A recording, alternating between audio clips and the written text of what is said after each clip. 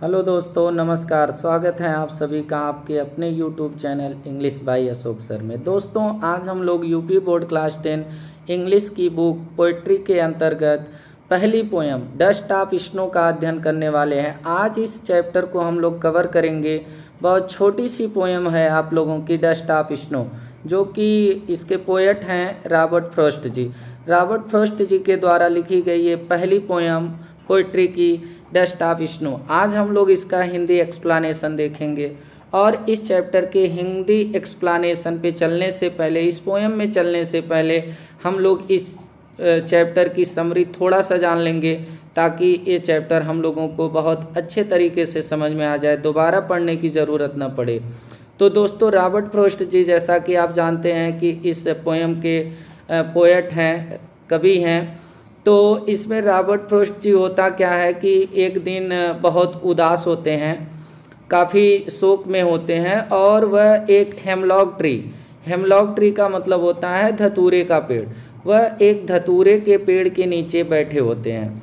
और हमारे समाज में ये मान्यता है कि धतूरे का जो पेड़ होता है वह अशुभ का प्रतीक है, और उस पर एक धतूरे के पेड़ पर आकर के एक क्रो बैठ जाता है, कौवा। और कौवा भी जो होता है वो लोगों के द्वारा माना गया है कि ये भी अशुभ का प्रतीक है।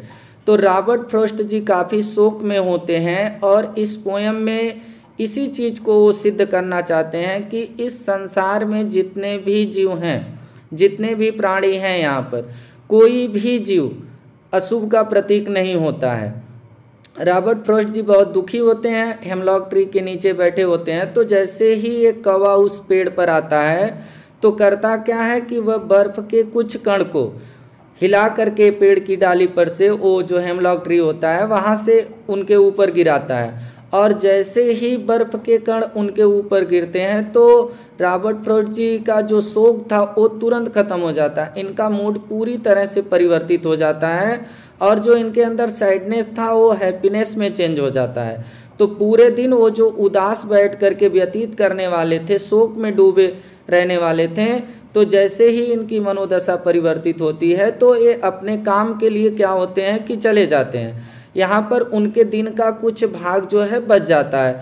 तो इस माध्यम से यही वो बताने की कोशिश कर रहे हैं कि अगर हेमलॉक ट्री और क्रो ये दोनों अशुभ होते हैं, तो हेमलॉक ट्री से क्रो के द्वारा जो गिराया गया बर्फ का कण था, उसके गिराने से हमारी मनोदशा परिवर्तित नहीं होती, बल्कि हमारी मनोदशा जो थी, हमारा जो मूड था, वो और भी खराब हो जाता, और हम जो शोक में थे तो और शोक में डूब जाते। अर्थात इस मान्यता का वो खंडन करते हैं कि ऐसा कुछ नहीं होता।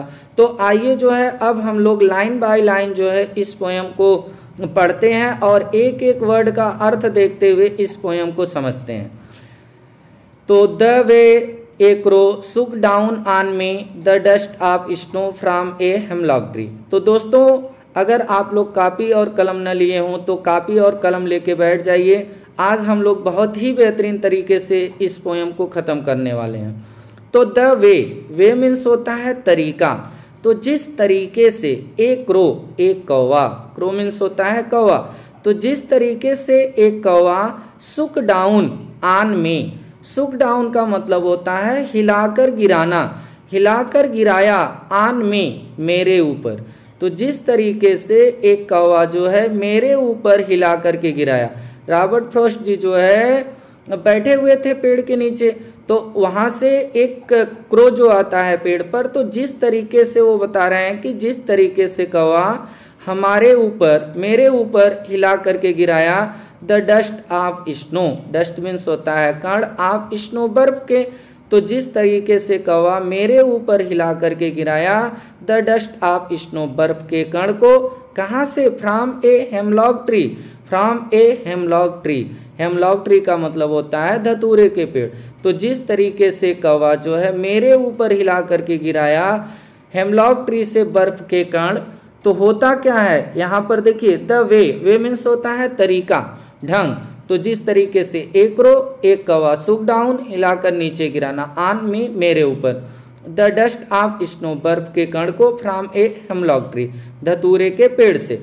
तो उससे होता क्या है कि जब वो गिराता है तो यहाँ पर पोएट कह रहे हैं दूसरे स्टेंजा में कि हैज़ गिवन माई हार्ट, वो हैज़ गिवन करता है, देता है माई हार्ट, मेरे हृदय को, ए चेंज, एक परिवर्तन देता है, आप मूड मनोदशा का, वो हमारे हृदय को मनोदशा का एक परिवर्तन देता है। यहाँ पर इसका संदर्भ समझिएगा कि कवि कह रहे हैं कि उससे हमारी जो मनोदशा थी वह पूरी तरह से परिवर्तित हो जाती है। कहने का मतलब कि जो हम शोक में बैठे थे, जो हमारा हृदय शोक में डूबा था, अब वह परिवर्तित हो जाता है, यानी हमारा जो हृदय है अब वह प्रसन्नता से फुलफिल हो जाता है। एंड और saved some part of a day I had ruined, और उससे होता क्या है कि जब हमारी मनोदशा परिवर्तित हो जाती है तो एंड और सेव्ड सम पार्ट, और यह सम सेव्ड करता है, बचाता है, सम पार्ट, कुछ भाग, ऑफ ए डे, एक दिन का। तो दिन का हमारा जो बचा हुआ भाग था, जो कि शोक में ही डूबे रहने से हमारा पूरा दिन खराब होने वाला था, तो यह हमारे दिन को क्या करता है कि दिन के कुछ भाग को बचा देता है। आई हैड रूइड, रूइड मीन्स होता है रिग्रेट में होना या पश्चाताप में होना या शोक में होना।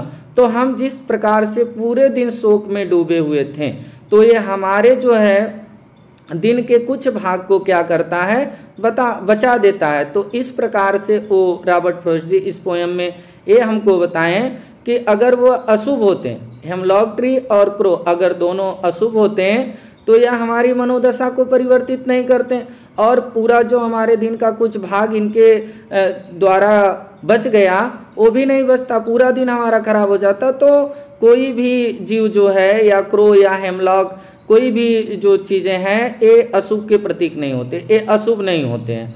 तो ये जो लोगों के अंदर ऐसे विचार हैं, ऐसी अवधारणाएं हैं, इसका खंडन करते हैं। तो इस प्रकार से ये पोयम यहीं पर समाप्त होती है। फिर मुलाकात होगी आप लोगों से अगले पोयम में, तब तक के लिए नमस्कार।